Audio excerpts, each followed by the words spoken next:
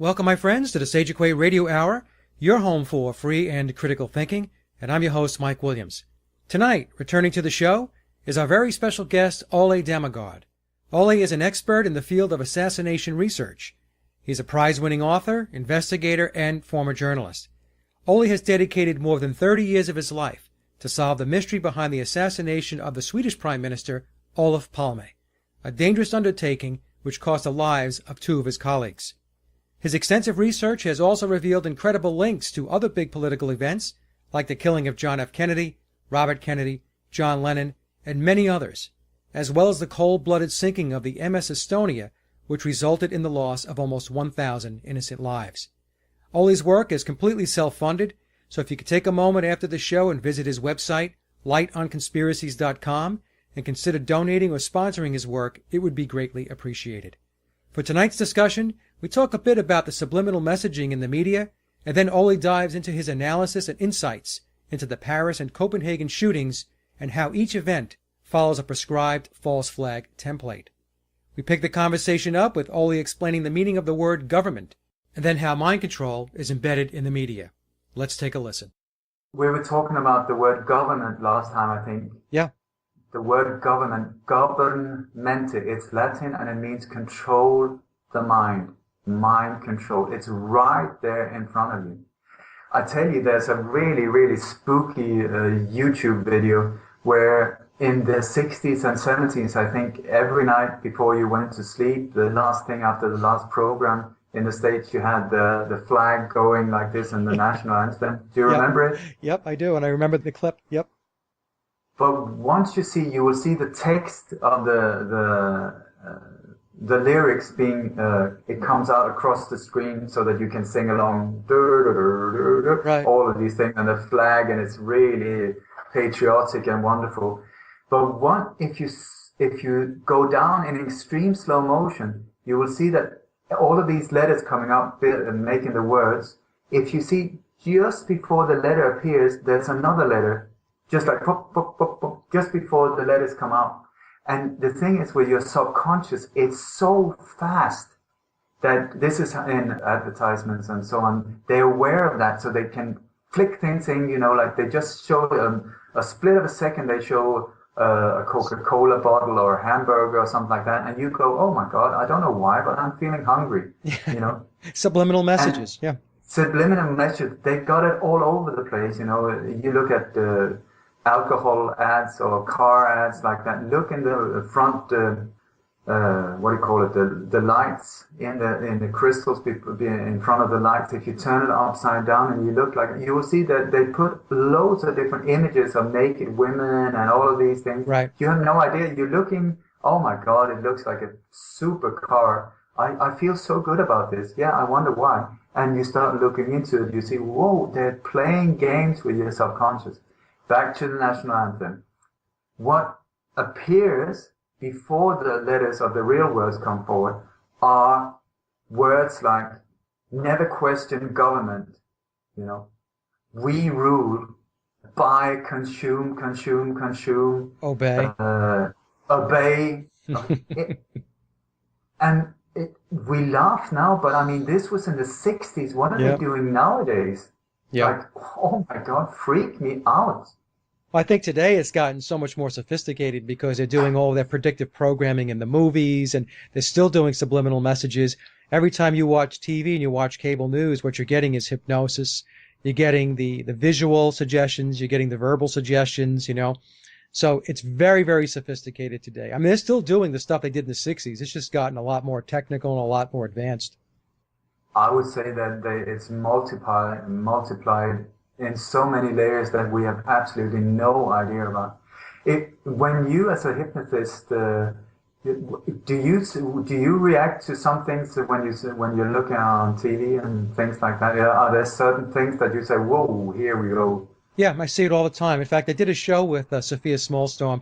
Sophia had asked me to come on and talk about TV and hypnosis, and so I did an entire show explaining when you're watching, as an example, Fox News or CNN, what's going on that screen, and that what's going on is essentially to put you in a trance loop. So when you see, as an example, Ole, because this is your show, You're the guest. No, no, I Is want to listen. I want to learn. when you see the spinning logos at the bottom of the screen, what that does is that your attention goes to the spinning logo. And when it does that and you watch it long enough, you get what we call eye fatigue. And when you get eye fatigue, that puts you into a trance loop. So that's exactly what they're looking to do, is to get you into a trance, light trance, alpha state. It also happens when at the bottom of the screen, you'll see the ticker. They'll have some news, or maybe they'll have stock prices. Well, that's the same thing. What that does is that gets you to focus on that ticker, and that gives you eye fatigue. And all of a sudden, what will happen is your conscious mind will drop out, and you're in your subconscious, and you're in that trance loop. So once they have you in the trance loop, what's happening then is they're giving you all of these verbal suggestions. They're talking about shootings, war, terror. So you're getting all this now as you're in an alpha trance state. And then they'll play the repeated loops. Like I was mentioning to Sophia, I mean, we all have sat there and thought to ourselves, don't they have any other footage than this one? Or do you just keep playing the same thing over and over again? Exactly. That's their intent, to continue to play that same loop over and over and over again, with you getting text-based suggestions, also spoken suggestions by whoever is speaking on the television. So you have the anchor person, or you have the pundit, or whoever it may be, speaking. So they bring all these things together. You have textual suggestions, you have verbal suggestions, you have the visual aspect of it, which is very, very important, because the language of your unconscious mind is imagination. And so when you project imagery, the unconscious mind loves imagery. So they're putting the whole package together. If you've ever watched how some of the shows start, like the music award shows, they will have a spinning circle. Within that spinning circle, they'll have a countdown of 5, 4, 3, 2, 1. That's a kidding me. Yeah. So the spinning circle, what that does is that puts you into a trance loop, and then within that circle, you will see the numbers 5, 4, 3, 2, 1. What they're doing is that in hypnosis, we count down to deepen people, to put them into a deeper trance state. And they also use color coding. So you'll see a lot of blues, see a lot of red. So when you see blues, what you're getting is cool, calm, collected. It's okay. If you see a guy come on, it's a blue set, he has a blue suit, a blue tie, a white shirt. Basically, what you're getting subliminally and subconsciously from watching that person is, I'm somebody who can be trusted. I am a voice of reason. Listen to what I have to say. And then when you see flashes of red, that's alert, concern, bring your focus here. We have something that's very important to tell you, and so on. So that's why when you watch cable news, the network news, you'll get this mix of blues and reds predominantly. And sometimes what they'll do is they'll bring both in at the same time. And when they bring both in at the same time, what they're creating is what's referred to in hypnosis as a confusion technique. And a confusion technique in hypnosis, what that does is that gets the conscious mind to essentially just flip off, and the person moves into their subconscious, unconscious mind. And in your unconscious, subconscious state of consciousness, that's where you are prone to suggestion. So there's a lot of techniques, very advanced techniques they use from a hypnosis perspective. And like I said, did a whole show on it with Sophia. We had a good time, but that's how it works. Really interesting. Yeah. Really Didn't mean to eat into your time there, but No, not at all. I just know that here in Spain, for instance, there's one of these news programs, they got the spinning thing down in the corner. Yeah. And then they got like chemtrails in the background going all the time, these white lines coming over a blue sky. Yep. That's the conditioning. They have it here. We'll have a meteorologist get up and talk about the weather, and behind him, there's a green screen, and they're projecting chemtrails. And that's conditioning. That's for you to basically just take it in and say those lines that you see in the sky are absolutely normal. There's nothing to see here. Everything's good. Go back to sleep. Really interesting. I'm going to listen to that show. Yeah, it was a good one. We had a lot of fun doing that. Now, Ole, did you want to talk about Copenhagen? Because you said you had called that one. A while ago, they've been carrying these out more and more and at more intense intervals. They went from one false flag a month maybe or something like that. Where at the Boston bombing there was like this boom, and then there was a long episode, and then the Sandy Hook boom. But then it started getting like boom, boom, boom, boom, boom, boom, boom, boom, boom, boom, boom. And they, according to sources in the CIA that I heard from, they call it the scare of the week. They had to get the momentum up there to keep us focused so that people don't get time enough to even breathe and start looking into things. I mean, nowadays, if you say Boston bombing, they're like, oh my God, it's such a long time ago. Sandy Hook, who even cares? It's just a few years down the line, you know? So they want you to get distracted away from that. And also more and more in fear mode that, oh my God, the whole world is going crazy. So they were very focused on the States for quite a long time because they wanted you to give up your weapons. That was the whole thing with mass shootings. It's not people being crazy. We need to get more psychiatrists on board and take care of these poor people. No. It's the weapons. It's the weapon. You know, when people start shooting, the solution, take away the weapon. And the only reason they want to take away the weapon is because they want the weapons and they want you without them. Right. I'm totally pro anti-war, anti-violence, but I strongly suggest do not give up your weapons, because this is what dictators have done for decades. Get the weapons away from the population and then they will just go in there with no resistance whatsoever. So just keep them, don't use them, but keep them. Do not give them up. That's my suggestion. Anyway, so here in Europe, we don't have weapons at all like that in the same way. So very few mass shootings here, but they wanted to go global. And also when different countries have been, I think, trying to get out of NATO and have not, they have not approved of all these wars, unjust wars and so on. And every single time a country had been trying to pull out, like in Norway was trying to pull out of the war, and then they hit them with this mass shooting on this island, if you remember. I remember. They blew up a government building, and then this so-called crazy guy went around and killed a lot of youngsters. Got people back on track, Norway back on track, so they're still out in NATO, scared, freaked the other countries out, so they stayed cool for a while. And this is the way they do it. You know, like now Paris signed, to accept, as far as I know, accept Palestine. Boom, we hit them. It's a matter of get back in line. If you stick out, we're going to smash you, But I don't want to say that I know anything or a lot about the overall agenda, what's going on at this specific moment. What I do know is about the details on a street level. I leave the other stuff for other researchers. I'm more on a street level. And one of the things a few months ago that I found out was I was leaked an agenda that they were aiming to do a series of strikes: Dublin, Paris, Copenhagen, and Italy. And there was also a very creepy image that was circulating in media on Ireland, where there was a photo of the Grim Reaper. I think it's a female Grim Reaper. It looks very scary, but there's this image, and it says, Israel now, Dublin next. Then there's an explosive in front of this. Then it says, Israel now, Paris next. There's Mona Lisa with some kind of a bomb. Then Israel now, Copenhagen next. There's the mermaid with a bomb in front of it. And then it says Israel now, Italy next with a bomb. So to start with, I didn't even think about this one. I just thought it was a bit creepy.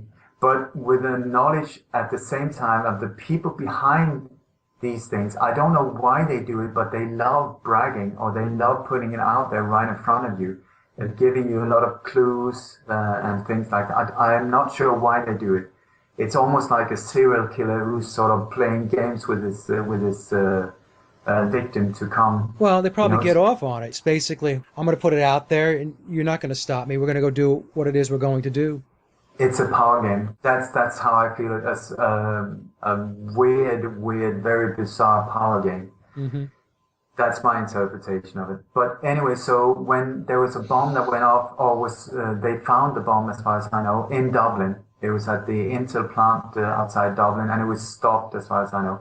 But ISIS took responsibility for it. And when you look into ISIS, at least so much that I've looked into these things, you will find out it's an absolute hoax. It's an absolute boogeyman inside job. They're mercenaries carrying out their things to inflict fear. It's just an upgrade from Al-Qaeda. When they couldn't freak us out anymore with that, they went, oh, no, not so fast. You know, here's another one. Here's the boogeyman.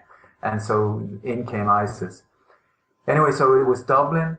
And then when this happened in Paris, I thought, oh, wait a second, you know, Dublin, Paris, could this be one of these things again that they put right in front of us? So as soon as I really went into detail and discovered that Paris was a major false flag, the whole thing was staged. As far as I know, nobody was killed. Maybe the people in the newspaper office was killed. I do not think so, but absolutely not the police officer and so on. The police officer, there was no blood when he was shot at. Absolutely not. There was no recoil. You see, if you zoom in and you go in extreme slow motion, there's like gums. It looks like a ricochet from the pavement, but it's actually a smoke canister that detonates from his left hand. Right. It goes upward and in a right angle. That's just one out of many, many details that shows that just it totally exposes this as a hoax.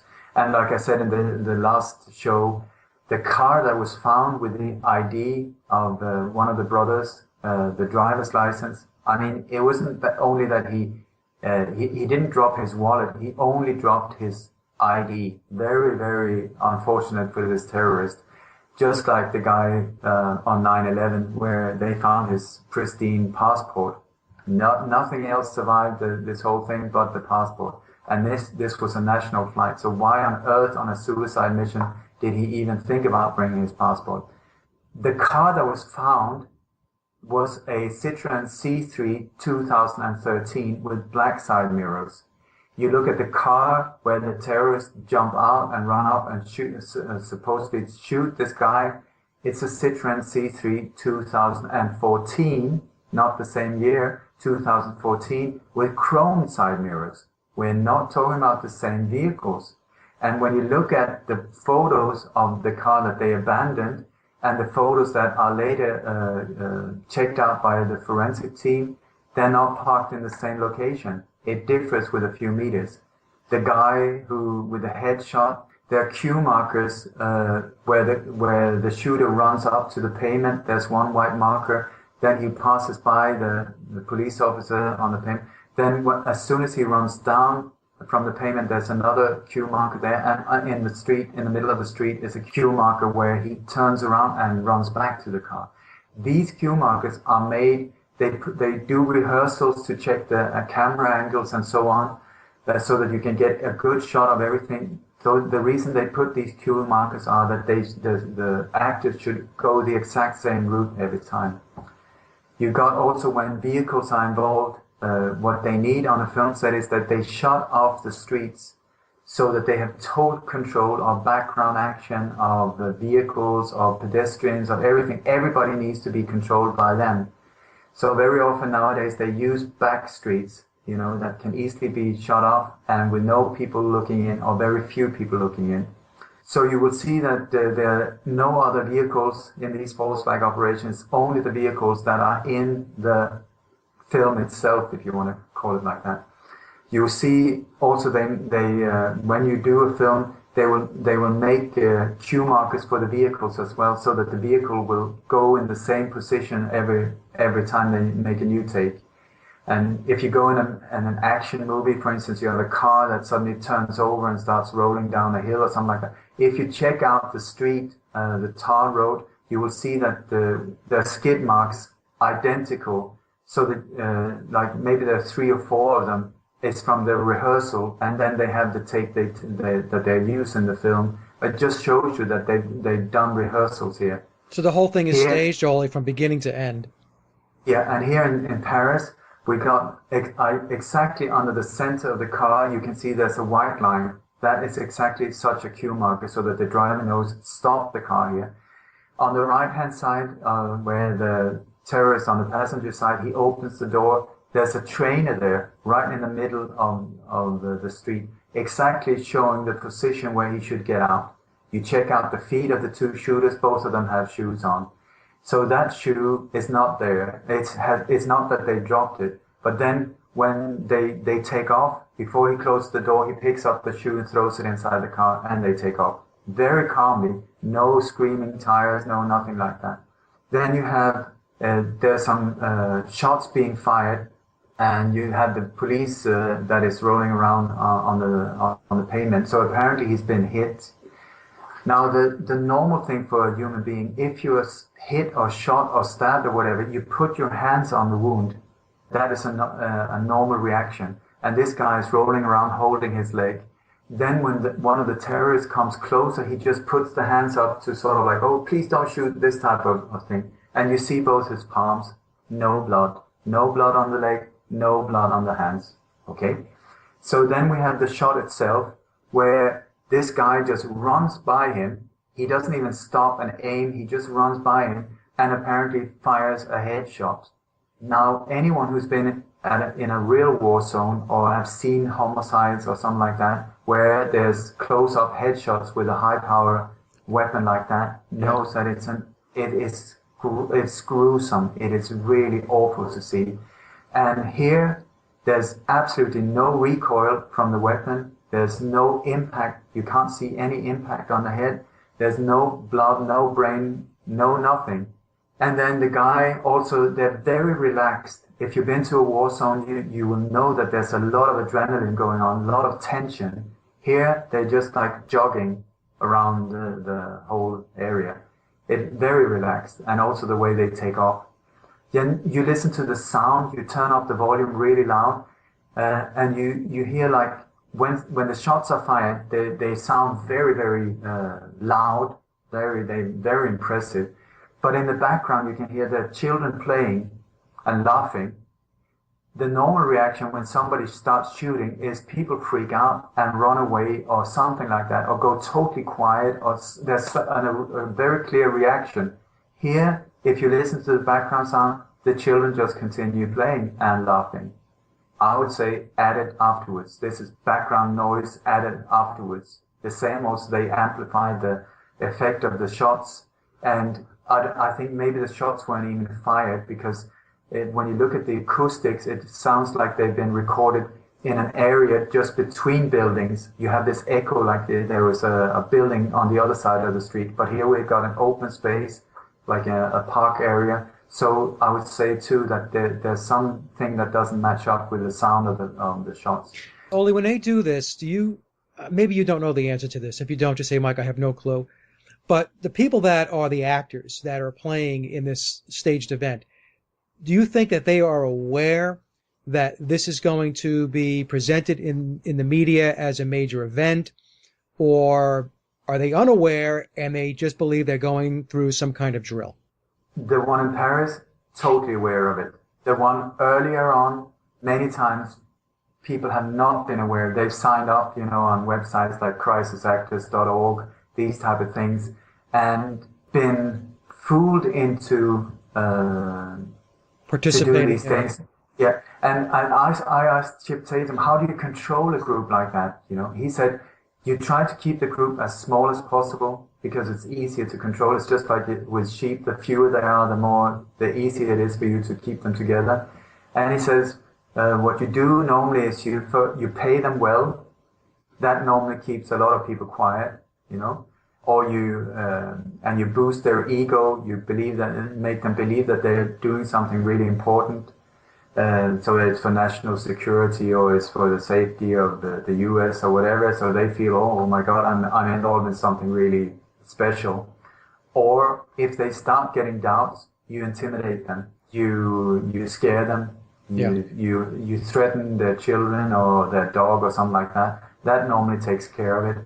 If it doesn't, you beat them up. If that doesn't help either, you kill someone, and you do it in a way that the other people will be aware of in the group, so that it will freak everyone out. And that normally keeps them quiet. Interesting. So in Paris, you believe that everybody was fully aware and on board what this was going to be about?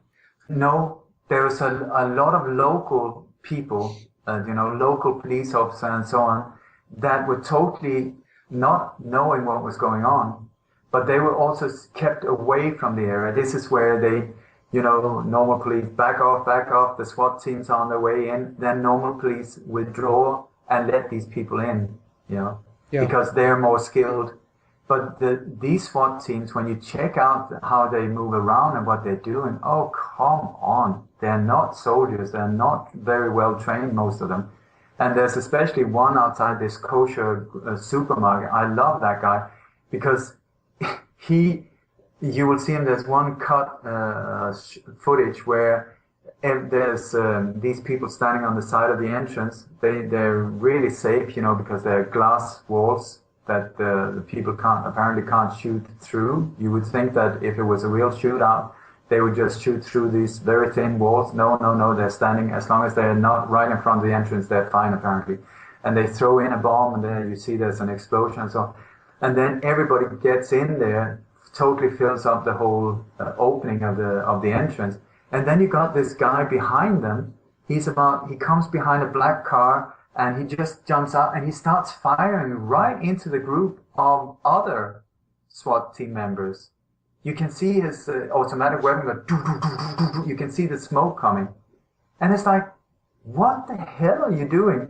Blanks. This is the thing that gives it away. Have you seen the part? It's an old Peter Sellers movie. I think it's called Oh, What a Party or something like that.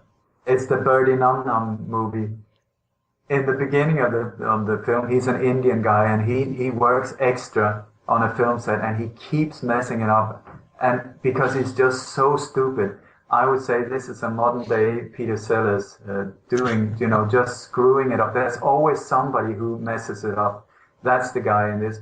And also you will see when they filmed around in Paris, there are all these SWAT teams. Sometimes they're standing out in the middle of the road just waiting, not knowing what to do, and then somebody says, run there, and they're just running. They're nowhere nearby anything of the action. They're just there to be visual, so that people can take photos of them. And it's an absolute joke. And then when there's real action, so-called real action, the film taken is like 1 kilometer from the factory when they were supposed to be shot.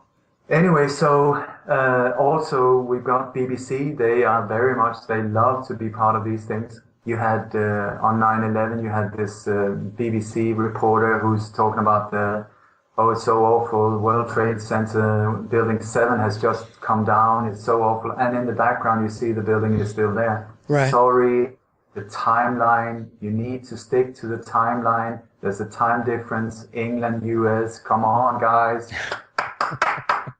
Shape up. But this is when it's live. Then there's so many nerves going on, and you just you mess it up. Okay, you got in Paris. There was a BBC reporter standing where this police officer had been shot. You check out when he was shot, no blood. You check on when they took his, they lifted his body up onto a stretcher and took it into an ambulance. No blood on the body, no blood on the pavement. Also, they did CPR. I think if you've been shot in the head with an AK-47, CPR is not the way to go.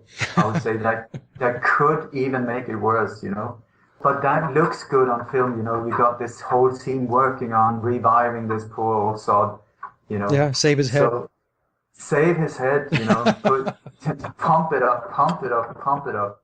These are the things that give it away. They don't know what they're doing. They're not professionals. They're dressed like them, but they're not professionals. And then you have this BBC reporter afterwards. He's like, oh, we're standing here. It's so tragic. And then behind me, you can see the flowers and the candles. They always love those. And here you can see the blood that has been put on the pavement. That's his word. The blood that has been put on the pavement. Yeah.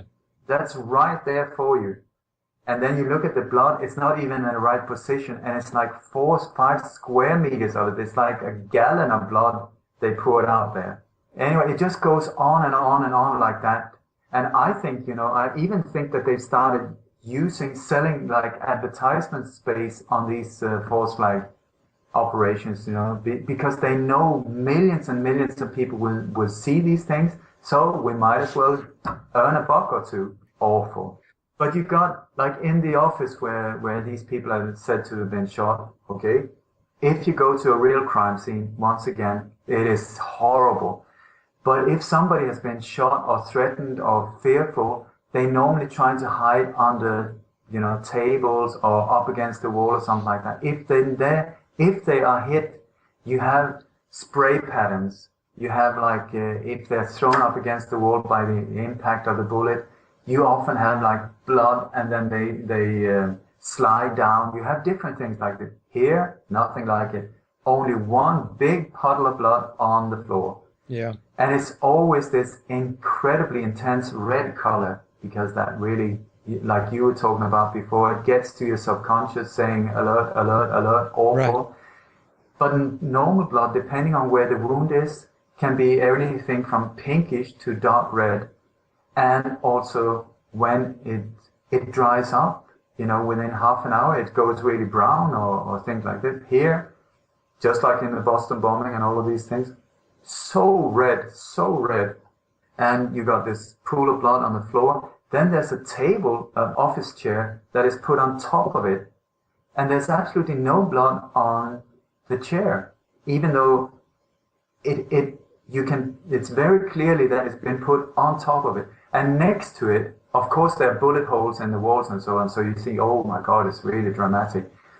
And then right next to the blood is a bag, red, where it says Puma, advertising, I would say. Then you have, if you check it out, on all the different terror attacks I know that has been filmed, it's been filmed by a GoPro camera. These action cameras. Yeah. I don't want to give them extra credit for it, but this is the one. It keeps repeating the GoPro camera. It's the GoPro camera. This witness filmed it with a GoPro camera, and it's called the terrorist favorites now. Now the GoPro camera, the GoPro camera. Keep repeating it. Then you have like this this Citroen C3 that they lifted, and you got all these photos when they lifted off the street onto a truck. It is polished, like it looks like it comes directly from a showroom. I mean, my God, it's so polished. So my question is, are we looking at advertisement here in it as well? You have the Rothschild family. They bought the Charlie Hebdo magazine just a few weeks before this happened. They normally had like 60,000 copies. It sold for 7 million copies after this event. Let's make a buck out of it while we're here. It's like a James Bond movie. They put all the advertisement and the products in there. No. Yeah, but it's right there in front of us. And then I went down, Google Map, down on the exact point where this police officer was killed officially. You look at the spot, you can't see the spot because there's a big truck that's parked there. So you look at the truck, there's a massive big website advertisement and a car rental sign. It's perfect. Yeah. So anyone who will go down there will look, that company.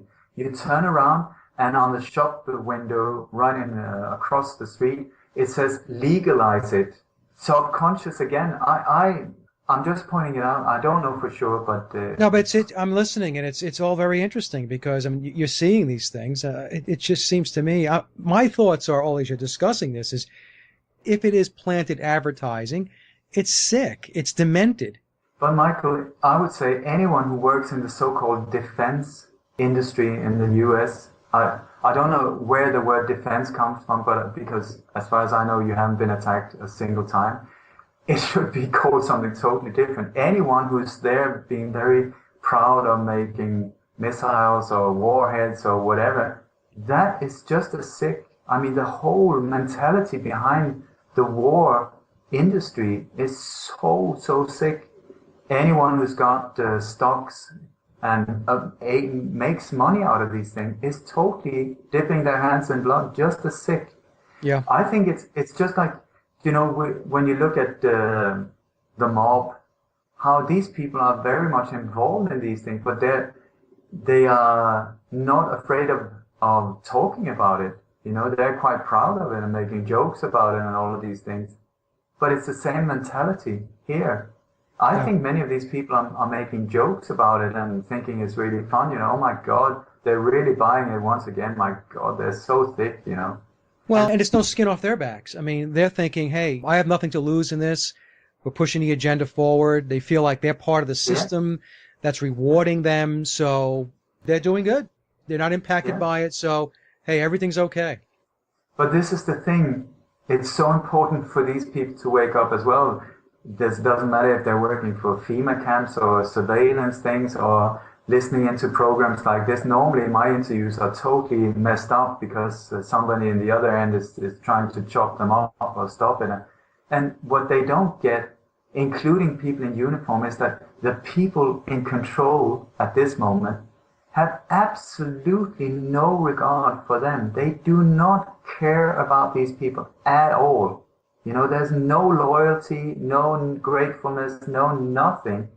If you or I or whoever it is that are working for them, if they don't fit in anymore, if there's no need for them, they will just get rid of them. Yeah, they refer to them Totally. as useful idiots. Useless eaters is the word that Henry Kissinger Henry so Kissinger, right? poetic Yeah. put. Cannon fodder, useless eaters, collateral damage. That's the way they look upon us. Yep. You know, just yeah, there's no empathy whatsoever. Anyway, so let's go back to the theme. When I saw first Dublin, then Paris, said to myself, my God, could this be what leaked out? And this awful image, could that be one of these sick things that they put out there, you know, just to play with our minds, but we wouldn't even notice, but still it's out there. So I went out on different interviews and on Facebook as well, and I said, please, please, please be aware, one of the main ingredients in these force flight operations are so-called drills. They make these drills, they have these drills so that they can get the extras in position. They can get the explosives, they can get all the vehicles in there without people noticing, because it's only a drill for your protection. So we won't react while all of this is taking place.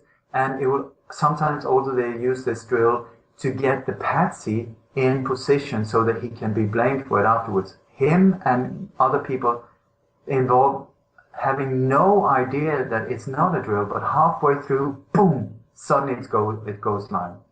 And these drills, there were several on 9/11.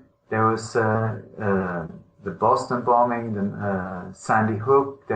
Every single time nowadays, the sinking of Estonia, the mass shooting in Norway, the 7/7 bombings in London, the bombings in Madrid. One part of it, the drill. So what I said was, please, please be aware. If you see anything about a drill, or you see anything suspicious that looks like a film set or a drill or something like that, please go down there, film them. Go down don't go alone, go in a group, you know, bring your cameras, bring your friends, bring your mobile, film them. Make it very, very obvious that they're being observed, so that maybe if this is not just a drill, but a more sinister thing that is going to take place, we might be able to defuse it and even stop it. You know, let's make it very clear for them that we see them before they even start thinking about pulling the trigger. We know what you're up to, so just back off and get a life and go away and leave us alone. I said that, and just a few hours later, I was sent a photo from a person in Denmark who said, listen, I was just on my way home from my job, and I saw this poster in central Copenhagen, and it says there's this smiling girl in a uniform saying, tonight we're going to have a drill at one of the main train stations in Copenhagen for your protection, and have a nice life, you know. So it was supposed to take place the night between the 14th and the 15th of January. So this guy who sent it to me, he said, could this be what you're talking about? I said, yes, thank you so much. And what I did was, I took his photo, I went out on Facebook big time, just pumping it out there, saying, please, if you're anywhere nearby, go there and film it. Make it very obvious that they're being observed, and maybe if there's something sinister planned, we will be able to stop it. People went there, people filmed it, nothing happened. Okay, so I thought, Maybe I was just paranoid, but the main thing is nobody got hurt. Thank you so much, and let's move on. That was the night between the 14th and the 15th. Then I did several shows after that, I think about 10 or something like that, and I mentioned these things. Then I was on Kevin Barrett's shows on the 13th of February, and I mentioned this again, and then the night between the 14th and 15th, boom, this thing happened in Copenhagen. Exactly a very similar scenario as I had warned about. So suddenly we're talking the real thing again. So I go to a new crime scene, and I try not to have a preconceived notion. Keep your mind open, go there, see it. So here we are again. What was said to have happened? Okay, the official story is that there was this meeting at a local cultural cafe in central Copenhagen. There was a cartoonist, here we go again, who had been threatened years ago for having made cartoons of Muhammad looking like a dog. Okay, he was there, the Swedish guy, and the French ambassador was there, and they were having this thing about against blasphemy and pro-free speech and all of these things. So this little group of people were gathered there, and in the middle of that, at around 3:30 in the afternoon, suddenly a lone crazy gunman comes and starts firing into the crowd. And the official story is that one man gets killed point blank with a headshot outside the cafe, and I think 3 people in the crowd are wounded. All 3 of them police officers. Okay. Then the guy takes off. He grabs a car from a normal citizen. He takes the car as a getaway car and disappears. Then later on, it's found out that he's taken a cab somewhere in central Copenhagen. And then in the early morning hour, at 1 a.m. Sunday morning, there's a man shot dead outside a synagogue in a back street in central Copenhagen. And also 2 police officers are wounded there. The guy disappears again. They don't know if it's the same guy to start with. And then 5 a.m. in the morning, Danish police I think they found the ID, or they managed to somehow track through this vehicle that was found, the identity of this guy, and they stalked this address where he lived. When he comes home, there's this shooting going on, and he ends up dead. So the official story goes on, and the whole of Denmark is like in shock and in mourning, and the police are being thanked in the newspapers. Thank you for taking care of this guy. There's articles saying next time you see a police officer, go up and say thank you to him. There's armed police everywhere, and so on. And Netanyahu, I don't know if he came to Denmark, but he went out and said, please, this is another sign, an attack on Israel. Please, we need to get all of the Jews come here to Israel. This is what they were saying after Paris. This is what he said once again. Let's evacuate and go to Israel. Blame the Muslim, blame the Muslim, blame the Muslim. That is one major part of this template as well. They need a lone crazy guy, a patsy that can be blamed. In the 60s, they used the Russians and East Germans and Bulgarians and so on as the boogeymen. Then when the wall came down, they had to find another one, so they went for the Muslims because they look really, really good in media. They look very scary, very dark, black eyes, big mustache, and they have these strange names, and they come from countries most people have absolutely no idea that even exist. So if you say that, and then you say, after all of this propaganda about Islam being equals terrorism and Muslim equals terrorist, which we have been pumped with for so many years, then as soon as you say, my name is Muhammad and you are a little dark skinned, people will think, oh my God, where's the bomb? Where's the bomb? Like that. This is how far it's gone. Anyway, so normally I say that just as a joke, more or less, that the name of the patsy is something like Abdul Karim Karunkar. Well, this guy, his name is Omar Hamid El Hussein. I mean, totally following the template. Anyway, so we look at this. Could this be a real event? Could it not?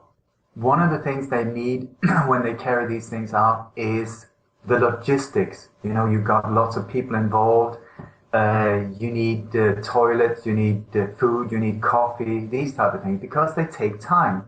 So somewhere, even if you close off a street like that, you need somebody where close by where you can have a dressing room, makeup, weapons, technique, all kind of technical equipment you need where you can park the vehicles and so on.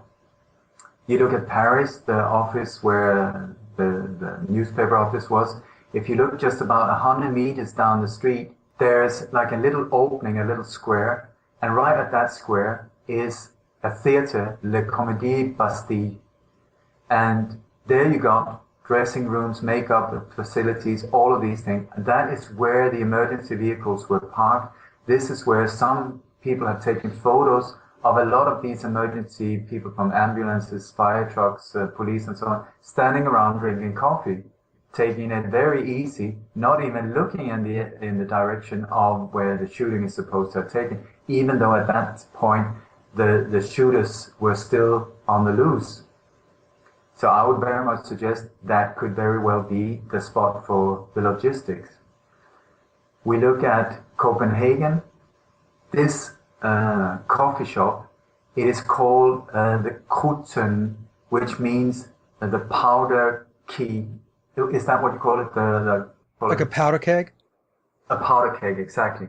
And when you see many of these false flag operations, one of the things they love to play with your subconscious so that you will go into the emotional thing, like the man that was beheaded in Woolwich, if you remember, a few years ago. There were two black men that said that to chop the head off an English soldier. Right. Okay, his name was Lee Rigby, and he was a drummer. You know the old story about the drummer boy? And Rigby, the song Eleanor Rigby, you love the Beatles, Eleanor Rigby, and it's so sad, and she died alone in the grave, was all of these things, to get the emotion going. These type of things. Then they often pick the location, the name of the street is not by coincidence, they're very aware of these. Sometimes when they assassinate someone, it can be on an old burial site or where they used to hang people or a Freemasonry site or something like that. So it's very important to look into these things. Also using Google Map, because very often it can be in a junction that could be at the top of a pyramid when you look at the street formation in that city and so on. And very often they have an obelisk at the exact spot or some other Freemasonry symbol at the site of the killing. Or they erect this obelisk with in a very close parameter of where the thing happened, but they do that normally after a year or so. Anyway, so we look at this cafe. The street is already shut off. There's only room enough for bicycles to come and go there. So they have no problems with any type of traffic. You look at also there was a audio recording done by they were recording this whole meeting, and there's this woman giving a speech inside, and you can hear her talk blah blah blah blah blah. By the way, the one that had the copyright of this audio is BBC News. Okay, I just wonder how did BBC News get the copyright of a recording done in Copenhagen so fast? Yeah. Anyway, so you have this woman, you can hear her speech, da da da da da da da. She's talking about the freedom of speech and so on, and then suddenly, bam, bam, bam, bam, bam, bam, bam, you hear these guns being fired, or this gun being fired.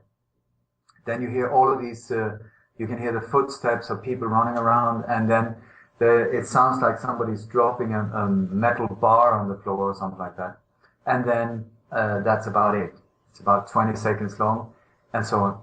So you listen to that, and I would say the normal reaction, if somebody goes into a place and starts shooting, people will freak out. They will scream, they will beg for their life, they will run or curse or anything like that. Here, you have no voices whatsoever. The speech, gunfire, and footsteps, bam, bam, bam, bam, bam, bam. No tables being pushed over, no glass being crushed, bottles being, nothing, just gunfire and footsteps. So no reaction by anybody who was inside?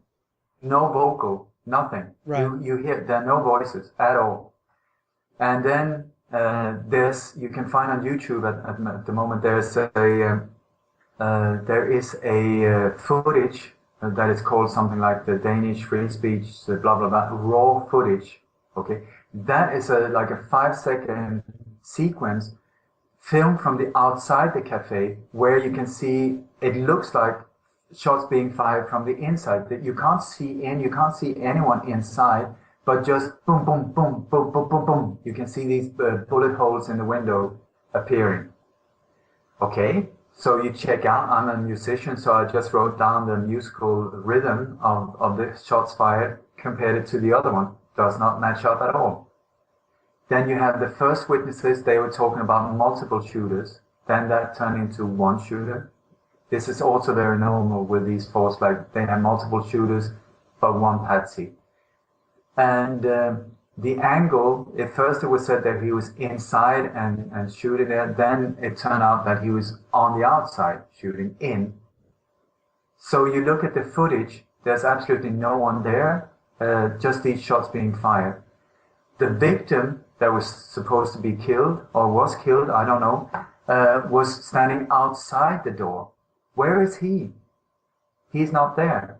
And they've totally focused on that the target was this Swedish cartoonist, but the victim was a Danish filmmaker, a documentary maker. There's nothing mentioned about him as a victim. It's just like his name and then his age. Nothing about him being a filmmaker. A normal investigation would say, we have a victim, and if he's got a job like that, let's look into his background and see, maybe he made something, maybe he's upset someone, or could that be a motive? Nothing about that at all. And also you look at the pattern of the bullet holes. They're at a height where it would be like the level of the stomach and chest upwards. Yeah, but the people wounded are all wounded in the legs. You see footage inside of this cafe. I managed to get a hold of a few of them, and there's one guy lying on the floor on his back. Nobody cares about him. He's just lying still there. There's a series of photos, so you can see he's still not moving. One guy is walking around. I think he's talking on a mobile phone. He's got his leg, one trouser leg up, and there's a bandage around his leg. It looks very calm. There's no destruction, there's no blood, there's nothing. And I think that the guy that managed to shoot into the crowd and only hit police officer was pretty unlucky. But when you look historically on these things, very often it's intelligence officers who dress like police, or they say that they're normal police, but they're not. And it came out also that 2 of the 3 people hit were from the intelligence services, the Danish ones, the PET it's called. Okay, so you look at, would it be a good place for a force like? You look right in front of it, you go down Google Map, you go to the entrance, you turn around, you're looking straight into a big bushy area. It's on the outskirts of a major park.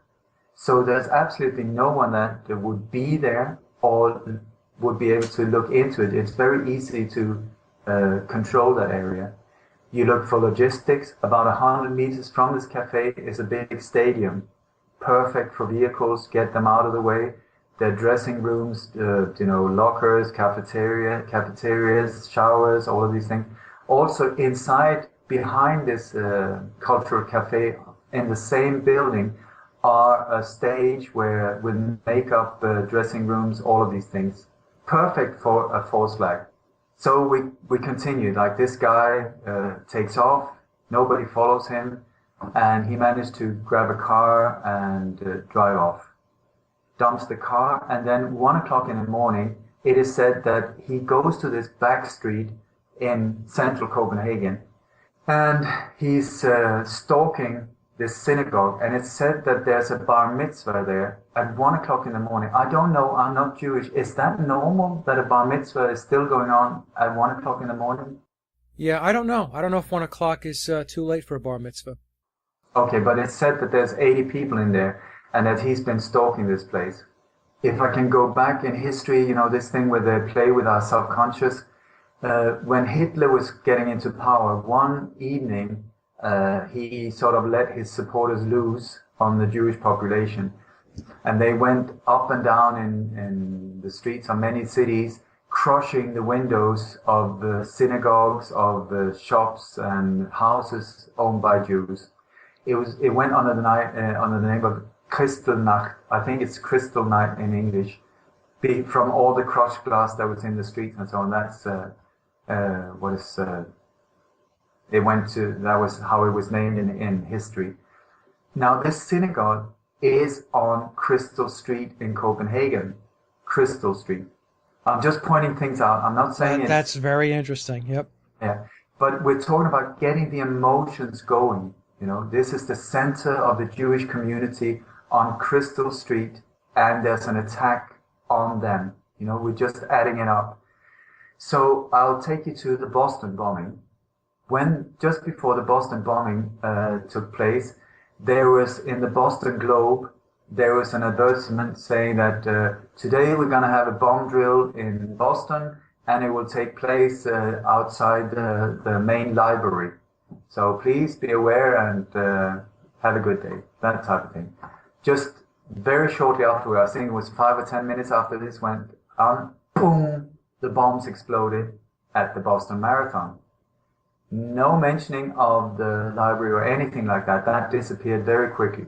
Okay, you go down Google Map, you check out the exact site where the bombs exploded. You do a 180-degree turn, and you're looking straight at the entrance of the main library, exactly where they said the drill was going to be. So why the main library? I would say once again, that would be a perfect spot on a holiday. It was on Patriots Day. They love these dates. Symbolic to get into your mind again, Patriots Day, and you were attacked. Oh my God. So why the library? Because that's where, once again, you got cafeterias, you got food and coffee. If it's cold, you can sit and warm up a bit. There's the toilets, there's makeup room, or places where you can have all the technical equipment. You can film the whole thing. You can be totally left alone inside that building with nobody knowing that you're even there. And then come Monday morning, poof, it's all gone, and nobody would ever notice. So we go to Copenhagen. We go down Google Map. We look at the synagogue. It's a very narrow street. We do a 180 to check out the surroundings. What are we looking at? The back entrance of the main library of Copenhagen. Once again, I would very much strongly suggest what was going on in there at that time. Yeah. Okay.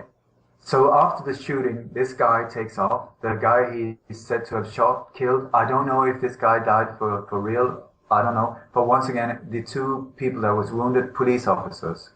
So the police comes and they shut off the street and tell normal people back off.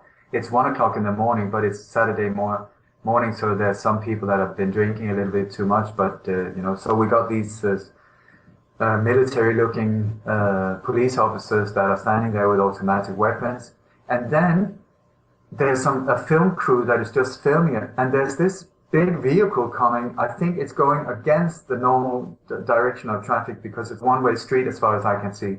So there's these police officers that are trying to clear the space for it because it's too big. It's a big bus. What is a big bus doing in a back street like that 2-3 o'clock in the morning?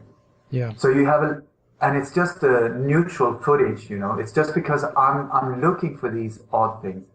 So I would very much suggest, could that bus be there to get rid of the equipment that they have used for this thing, so that you just empty the library, get everybody in the bus, and let's get out. Then you look at the bus, and there's a big sign on the top of it, and it says evacuation. It says evacuation on the bus. So is that for the crowd, the staff? Yes, this is the evacuation bus. Normally on film sets you do not do that.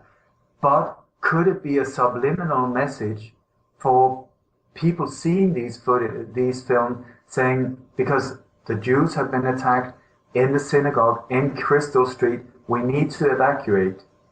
And that is exactly the message that Netanyahu came with just hours after. Yeah, of course. Yep. Do you see you as a hypnotist? I would say this could be interesting information. Oh, it's very interesting, Ollie, and it's very possible that there are subliminal messages that are there, that are planted there. I mean, it did the same thing with the 7/7 bombings on the buses.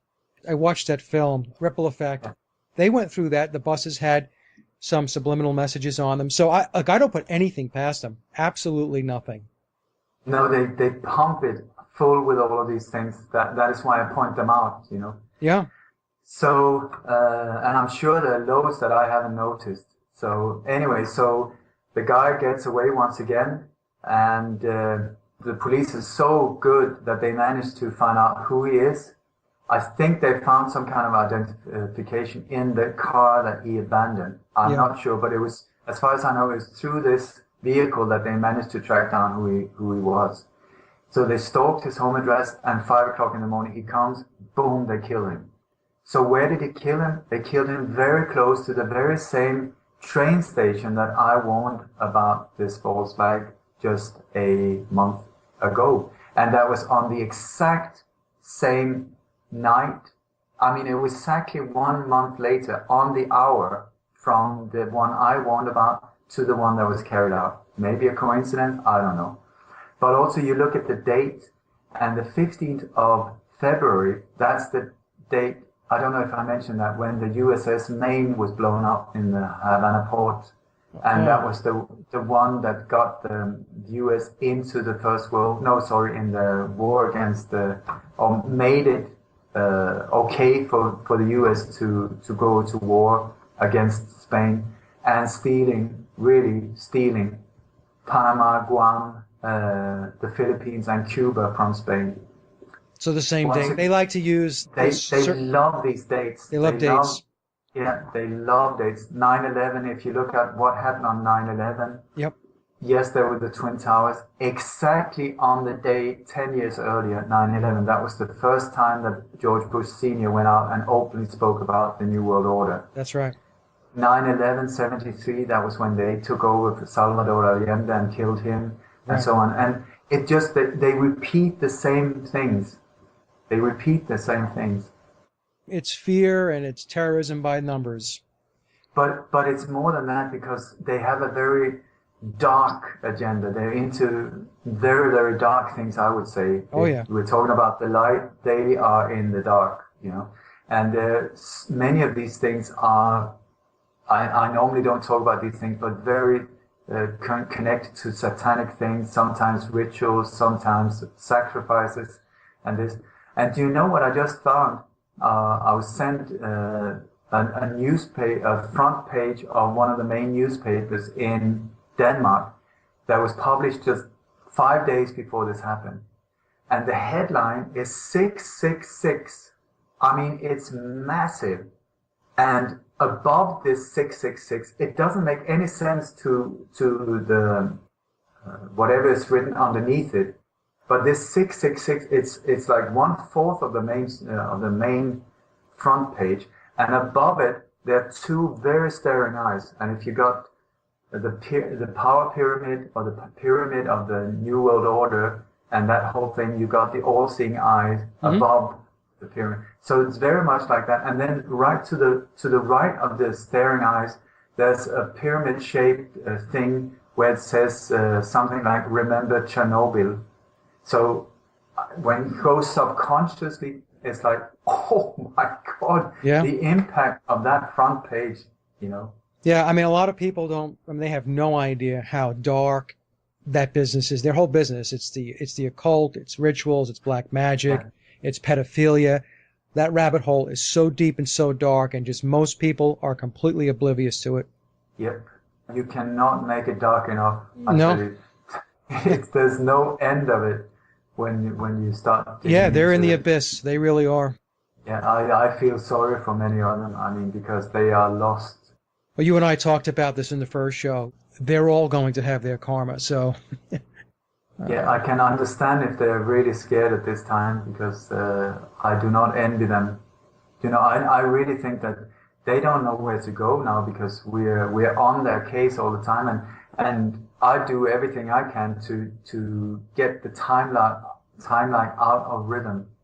I yeah. don't know if I mentioned it, but when I spoke to Chip, he said that they got a very strict timeline, and everything is they build it's sort of like in a series of events, so that one thing it needs to go off the way they plan it to be able to carry on to the next one, to the next one, to the next, but they on a global scale. So maybe they're planning that to use this false flag in Copenhagen for blah, blah, blah, and then they can destroy Palestine, or they can do this or that. And then if this one doesn't work, that can really screw things up for them. And Chip said anything to disturb the timeline is perfect. So hopefully, if what I have been putting forward is correct, then hopefully we might be able to stop the thing in Italy. After I started going out and talking about Italy, now I saw in the news today that they've started giving the police extra force in Italy because they're expecting a terror attack, and they're militarizing the police there. Is that what we're looking at? Is that what they're trying to pull off as the next step? I'm just saying, let's turn it around and let's be one step ahead of them. This document, Ollie, that you received, and was this leaked personally to you, or was it leaked to a number of people? The one that talked about the Grim Reaper, Paris, Denmark, Italy? No, it was circulating in the Irish media.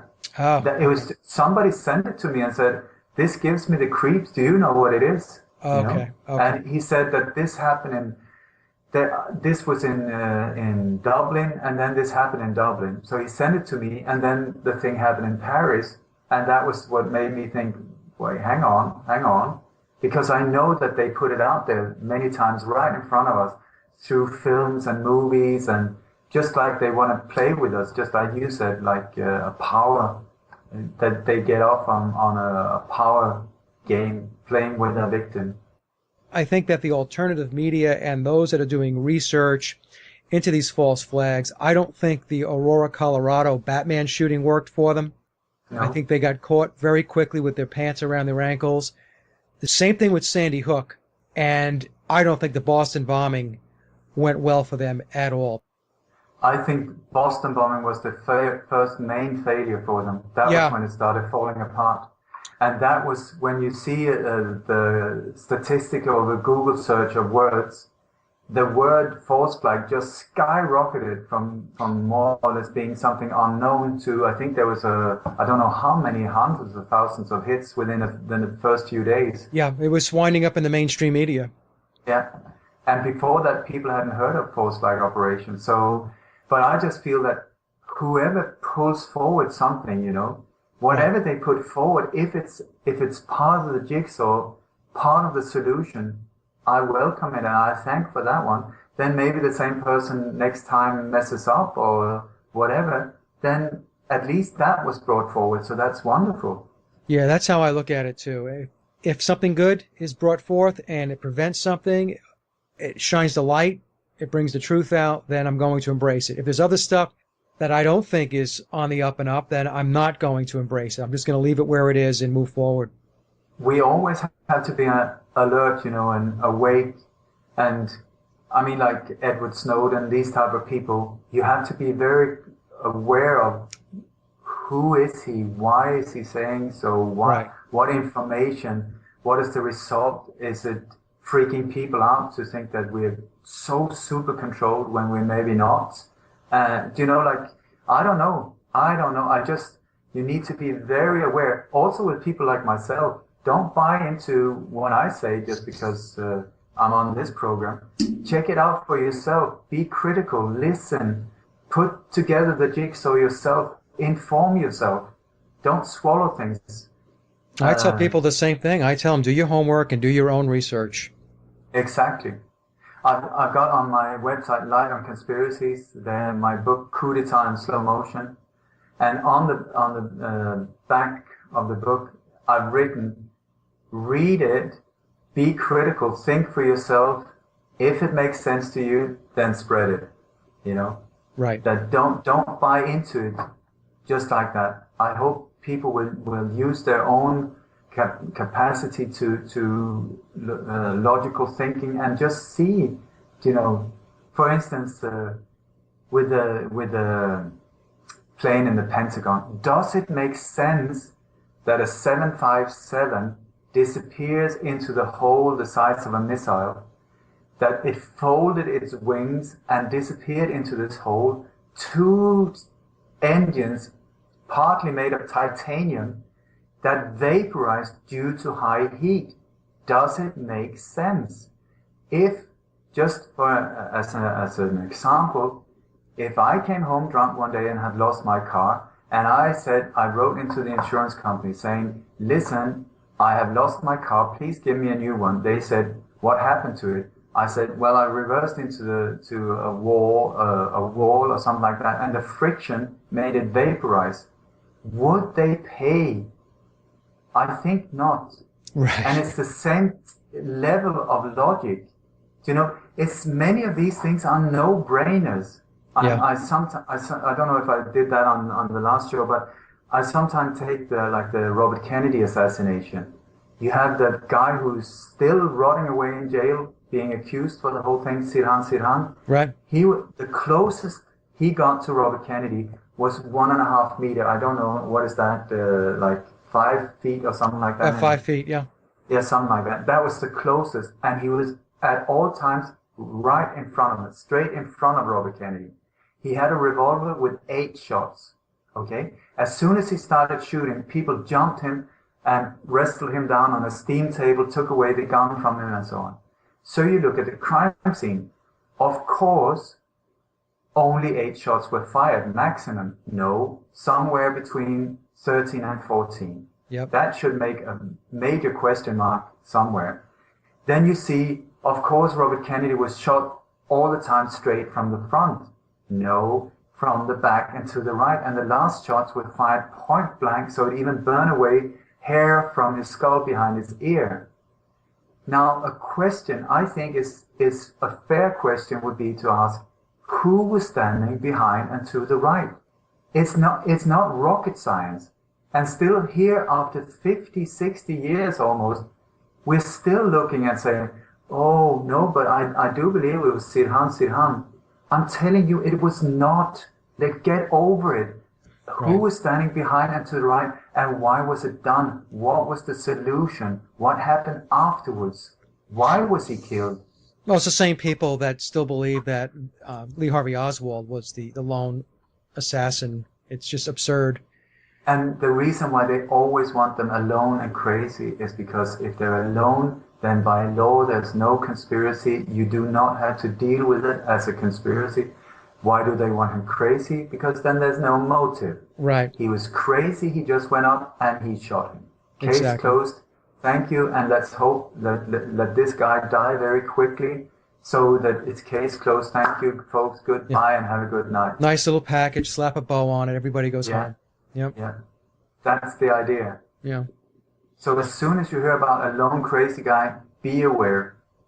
Listen, before I leave, I know you asked about the John Lennon assassination, and we never get to it. You come back next time. You should come back every month, Oli. Okay, let's come back next time, because then I'm going to talk about an ultra secret hit scene called Operation 40. Okay. That was created in the early 60s, and it's like a red thread going through so many different events in modern history, including the John Lennon assassination. All right. Yeah, I'd love to go through that. I mean, your information is fascinating. It really is. I can sit and listen to you for hours. So it's great, really. You're doing a great job. Thank you so much. Do you know, I just want to let people know that I'm on my way now to Sweden. I live in Spain now, but I'm going back to Sweden on the anniversary of the assassination of Olof Palme on February the 28th. I'm going to do a guided 5-hour tour around the site of the murder site and show what actually happened. Not the official version. Everybody who's interested in the official version and the patsy, sorry, you're in for a surprise here. I'm going to show what actually happened. All the people involved, name them all, who drove the escape cars, how it was financed, where it was controlled from, how the whole thing was carried out. Then I'm going to go to Gothenburg the day after, give another speech there, Malmö, another speech the morning after, and then I'm going to Copenhagen and do a guided tour around these the latest things that happened in Copenhagen, around this so-called terror thing in Copenhagen. A guided 5-hour tour around there as well, on site, showing all of these things and so on. Excellent. And then I'm going to sleep on the plane home and take a rest. Yeah. Well, you probably need to get a rest now because it's almost 10 o'clock. Well, it's a little after 10 o'clock there, right? It is indeed. All right. Well, Ole, it's been an absolute pleasure as always. And any last thoughts? If anyone wants to help me, please, financial support, donations, buy my book, sign up for my newsletter, my membership area.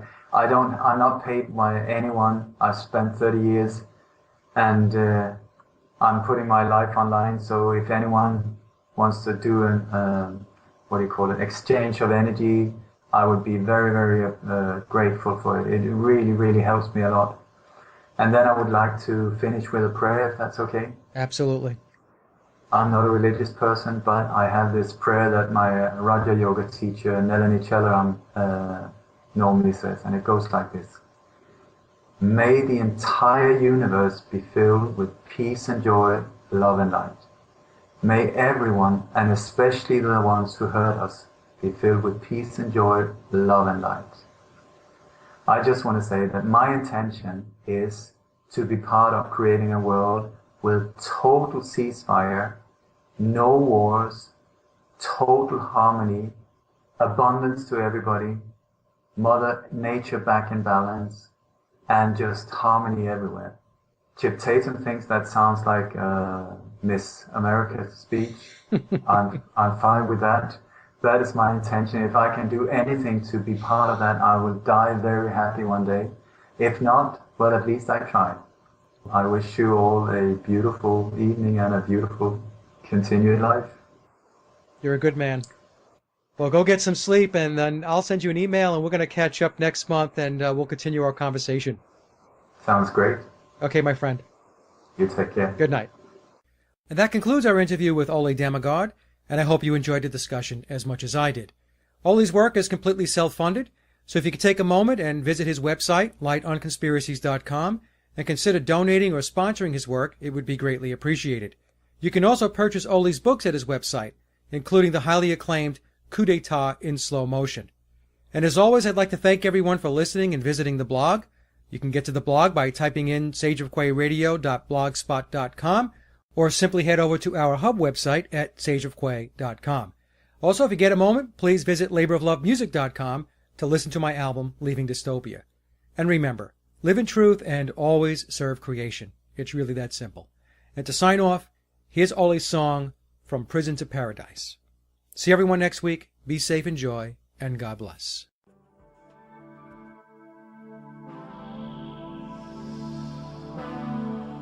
It's our future.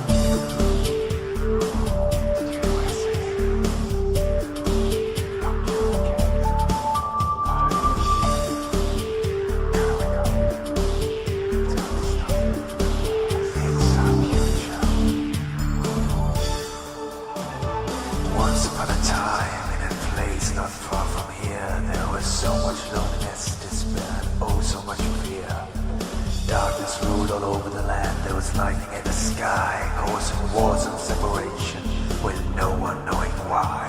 These evil times raised leaders, disguised as kinda true, hiding the true and misty fogs only very few people knew. Controlled by an elite few, manipulating you and me, closing out the light and power that can make us all be free. Wake up. Wake up. Wake up. Wake up. Wake up. Wake up. Wake up.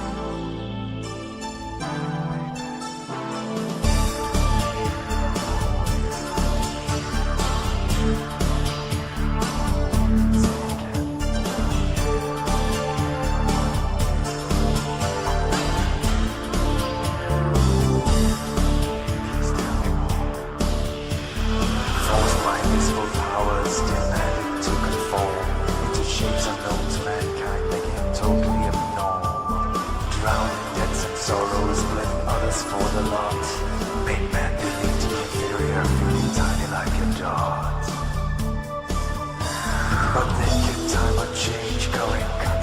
the towns. Few became many and soon the prison walls came down.